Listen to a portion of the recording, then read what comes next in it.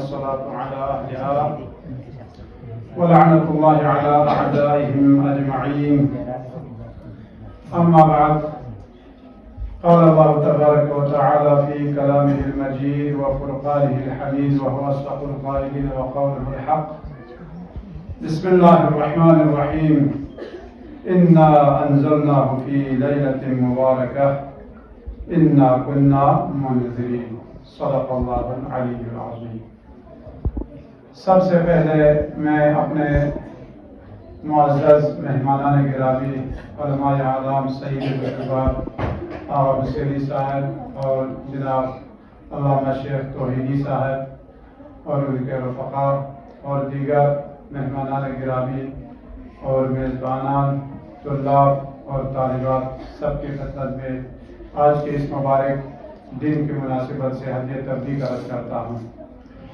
اللہ تبارک و تعالیٰ نے ہمیں زندگی دی اور شبائے قدر جیسی نعمتوں سے ہمیں ہمکنار فرمایا. اس پر اللہ کا لاکھ لاکھ ہم شکر ادا کرتے ہیں اور دعا کرتے ہیں کہ آئندہ بھی انہی ایام اور لیالی سے ہمیں ہمکنار فرمائے. بہرحال اظہار خیال تو نہیں، کیونکہ جس عنوان پر جو ہے یا جو کارڈ پر ہم نے دیکھا، اس پر دو چیزیں ہیں عنوانات، ایک قرآن مجید اور ایک امام زمانہ علیہ السلام. قرآن مجید پر عمل کرتے ہوئے ہمیں امام زمانہ علیہ السلام کے سپاہیوں میں شامل کرنے کا یہ ایک ادنا سی کوشش ہے. اور انشاءاللہ یہ جس طرح قبلہ حافظین صاحب نے فرمایا کہ اس چیز کو آپ معمولی نہ سمجھیں، کیونکہ یہ ایک ابتدا ہے. انشاءاللہ آگے بڑھ کر جو ہے یہ ایک تلاوت درخت کی شکل میں اور ہم اپنے معاشروں کو جو ہے قرآن اور قرآنیات کے تعلیمات سے انشاءاللہ ہم ہمکنار فرما سکیں گے. لہذا آیہ شریفہ کی تلاوت کا شرف حاصل کیا. انا انزلناہ فی لیلۃ مبارکہ.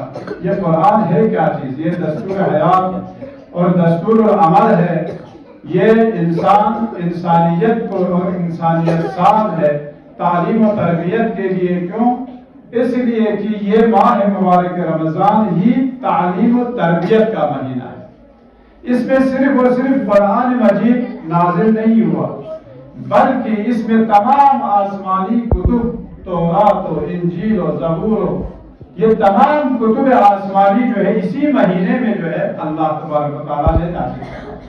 اور اس میں تزکیہ نفس، تعلیم و تربیت سے کیا مراد ہے؟ صرف تعلیم کافی نہیں. اگر تہذیب نہ ہو، تربیت نہ ہو تو وہاں پر صرف تعلیم جو ہے کسی کام کا نہیں ہے. کیوں؟ شیطان سے بڑھ کر کوئی تعلیم یافتہ تھا نہیں، بلکہ وہ 6000 سال نوری سال ہے معلوم نہیں یا دنیاوی سال ہے. ملائکہ کے لیے وہ امام جماعت بن کے رہا، امامت کرتا رہا. لیکن آخر میں کیا ہوا؟ جب حضرت آدم علیہ السلام کے لیے سجدے کا جب حکم دیا تو انہوں نے کہا میں سجدہ نہیں کروں گا. کیوں نہیں کرو گے تم؟ خدا کی بارگاہ میں دیکھ خدا کے مقابلے میں آ کر وہ کہہ رہا میں سجدہ نہیں کروں گا. کیوں نہیں کرو گے؟ کیونکہ خلقتنی من نار وخلقتہ من طین. یعنی آپ نے مجھے آتش جہنم سے خلق کیا ہے، ورنہ آتش یہ دنیاوی آتش جو ہے یہ نعمت کی شکل میں جو ہے خدا نے خلق کیا ہے، اور اخروی جو آتش ہے وہ عذاب جہنم کے لیے خلق کیا. یہ امیر المومنین نے فرمایا جب حضرت عقیل اپنے پاس کچھ اضافی مدد مانگنے کے لیے جب آئے تو آپ نے کیا کہ اس چمٹے کو یا اس لوہے کو چولہے میں ڈال کر گرم کرے لال کر کے جب ان کے پیٹ کی طرف جب انہوں نے اشارہ کیا تو انہوں نے کہا مولا میں تو آپ کے پاس کچھ مدد مانگنے آیا تھا، آپ تو مجھے جلا رہے. کہا عقیل تم اس آتش دنیاوی سے تم ڈرتے ہو، جس آتش کو اللہ تعالیٰ نے بعنوان نعمت جو ہے خدا نے خلق کیا ہے، اور میں اس آگ سے نہ ڈروں جس کو اللہ نے عذاب کے لیے خلق کیا ہے.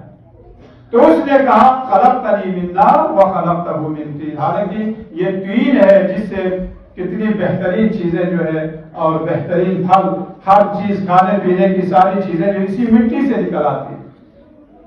اور پتھر اور اس میں کیا نام ہے، آگ سے کیا نکلے گی؟ آگ تو سب چیزوں کو جلا دیتے ہیں، پتھر سے کیا؟ اسی لیے سد اٹھار دھوام سینا چرگس کو چوک بیوت کھونا چھلا کس بخمولا تھر پانا یا پنمولی گواسو سے. تواضع کے لیے آتش جہنم، آتش جہنم تو ہر چیز کو جلا دیتے ہیں. پتھر سے کیا نکلے گا؟ لیکن اس نے کیا کہا کہ آپ نے مجھے آگ سے خلق کیا ہے. بندر مطلب اس کے پاس تربیت نہیں تھی. اللہ تبارک و تعالیٰ کی عدالت پر اس نے اشکال کیا. لہذا تعلیم ہو تربیت نہ ہو کوئی فائدہ نہیں. لہذا انشاءاللہ یہ قرآنیات کا یہ جو سفر ہے، سب سے پہلے تو ہم علامہ مفتی صاحب کا ہم شکریہ ادا کرتے ہیں کہ اللہ تبارک و تعالیٰ ان کو صحت و سلامتی کامل عطا فرمائے. پچھلے دنوں میں وہ مریض بھی ہو چکے تھے، خدا انشاءاللہ ان کے توفیقات خیر میں اضافہ فرمائے. لہذا میں قرآنیہ کی طرف اتنا ہی کافی. اور امام زمانہ علیہ السلام، کیونکہ یہ نونہال بچے ہیں، ان کے لیے 3 اشکالات ہیں امام زمانہ کے اوپر. انہی کے جوابات دے کر آپ لوگوں کی زحمت تمام کروں گا. صلوات پڑھیں محمد وعلی محمد.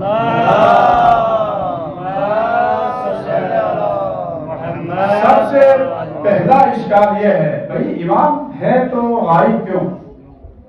امام غائب کا کیا فائدہ؟ امام کا تو مقصد یہ ہے کہ جس طرح 1,24,000 انبیاء کو اللہ تبارک و تعالیٰ نے ہدایت بشریت کے لیے مبعوث فرمایا ہے، اسی طرح یہ سلسلہ امامت بھی بنی نوع بشر کی ہدایت کے لیے. لیکن چھپا ہوا امام یا غائب امام آپ اور ہمارے لیے کون سی ہدایت کر سکتے ہیں؟ اس کے لیے جواب یہ ہے کہ امام چھپا ہوا نہیں بلکہ ہماری نظروں سے غائب ہے. جس طرح اللہ تبارک و تعالیٰ کی بارگاہ میں یعنی دور ہے نظروں سے لیکن ہے رگے جا سے قریب، ان کا پانا کس قدر مشکل نما آسان ہے. یعنی خدا تبارک و تعالیٰ کی ذات سامنے تو نہیں لیکن اتنا قریب ہے، رگ جان سے بھی زیادہ آپ اور ہمارے قریب ہے. خدا تبارک و تعالیٰ کی تمام نعمتوں سے ہم مستفید ہو رہے ہیں. اور یہ لولا الحجہ لساقط الارض، اگر حجت خدا اگر اس روئے زمین پر نہ ہوتے تو یہ کائنات جو ہے یہ ختم ہو جائے. آپ وہاں کہتے ہیں یار ایک آدمی کا نہ ہونے سے کیا فرق پڑے گا؟ ہم تو یہی سوچتے، کیوں ہمارے عقل جو ہے کوتا ہے، ہمارے عقلوں میں جو ہے یہ بات نہیں سما سکتے کہ یہ حجت خدا کی کیا عظمت ہے اور اس کائنات کے باقی رکھنے کے لیے ان کی کتنی ضرورت ہے. اس کے بارے میں ہم اور آپ نہیں سمجھ سکتے. لیکن ہم یہی کہہ سکتے ہیں کہ یہ چاند پیش نظر اس طرح حجاب میں ہے، یہ چاند پیش نظر اس طرح حجاب میں ہے کہ جیسے آج کے پردے میں آنے والی کل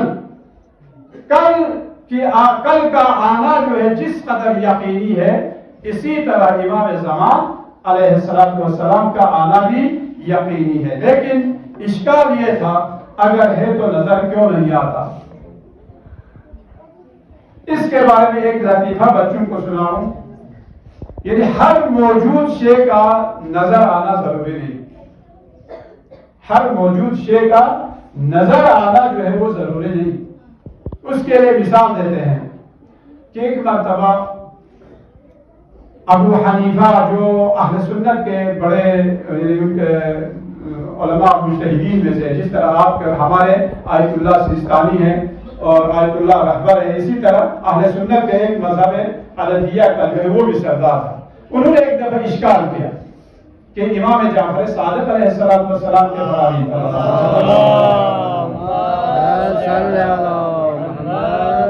وہ اشکال کرتے ہیں کہ امام جعفر صادق فرماتے ہیں کہ خدا موجود ہے، میں اس چیز پر جو ہے یقین نہیں رکھتا.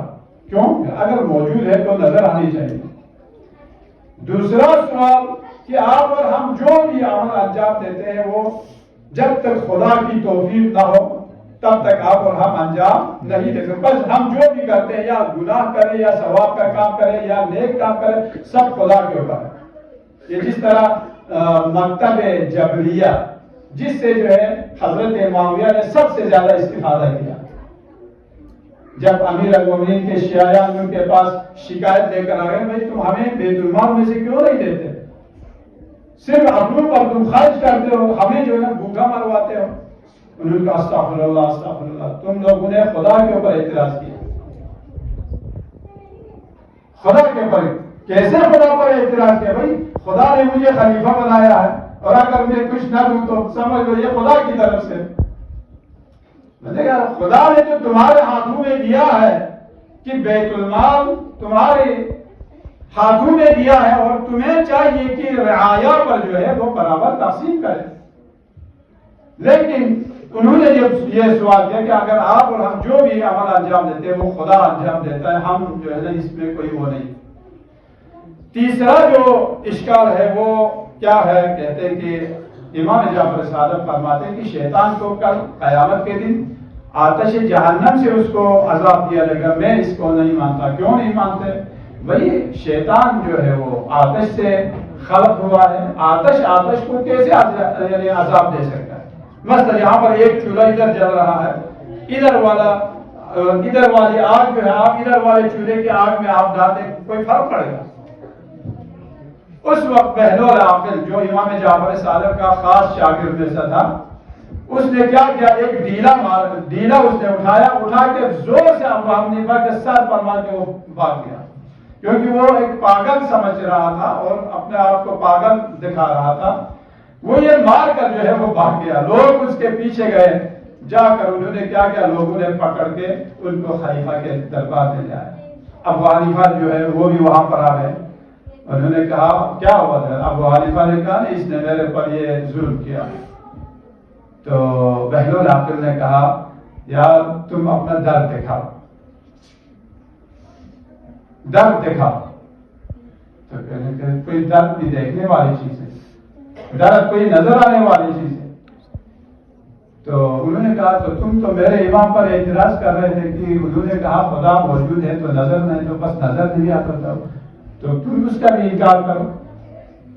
ایک ڈیلے سے انہوں نے ان تینوں اشکالوں کا جواب دیا. دوسرا جو ہے تم تو میں نے تو نہیں مارا، اس نے کہا میں نے نہیں مارا. بادشاہ کے سامنے کہا میں نے نہیں مارا. انہوں نے کہا نہیں تم نے خود مارا ہے. انہوں نے تم تو کہہ رہے تھے کہ جو کچھ ہم انجام دیتے وہ خدا ہی انجام دیتے، تو خدا نے مارا ہے، میں نے نہیں مارا. اچھا تو تیسری چیز میں تم تو کہہ رہے تھے کہ میرے امام پر یہ اعتراض کر رہا تھا کہ شیطان کو جو ہے آتش جہنم عذاب نہیں دے. میں نے تو مٹی مارا ہے. تم کس چیز سے بنے؟ انسان کس چیز سے بنے؟ مٹی سے بنے. میں نے تو تم پر مٹی مارا ہے، تو مٹی کو کیسے اذیت پہنچا سکتے ہیں؟ لہذا ایک چیز نے اس کے تین اشکالوں کا جو ہے انہوں نے جواب دیا. اب آخری اشکال کا جو ہے وہ یہی تھا کہ اگر ہر چیز جو ہے نظر نہ آئے تو اس سے انکار نہیں. تو اس کے بارے میں ایک شاعر نے بہت زبردست شعر کہا ہے، وہ یہ ہے صبح ازل میثاق الست نوما کن معراج نبی. اس پہ تمام وہ چیزیں آتی ہیں جو نظر نہیں آنے والی ہیں. صبح ازل میثاق الست نوما کن معراج نبی، غیبت خالق غیبت مہدی ہر شے کا اقرار کرو، ورنہ جنت دوزخ طوبہ کوثر حوریں اور ملک جتنی چیزیں اندیکھی ہے ان سب کا انکار کرو. ماشاءاللہ. کہ اگر کوئی نظر نہ آنے والی چیز، ہر چیز کا اگر تم نے انکار کرو، سب سے پہلے خدا کا انکار کرو، اس کے بعد جنت کا انکار کرو، جہنم کا انکار کرو، ملائکہ کا انکار کرو. کیوں؟ کس نے دیکھا؟ تو یہ الفاظ پر جو ہے اکتفا کرتے ہوئے آپ سب سے معذرت چاہتا ہوں. السلام علیکم ورحمۃ اللہ وبرکاتہ.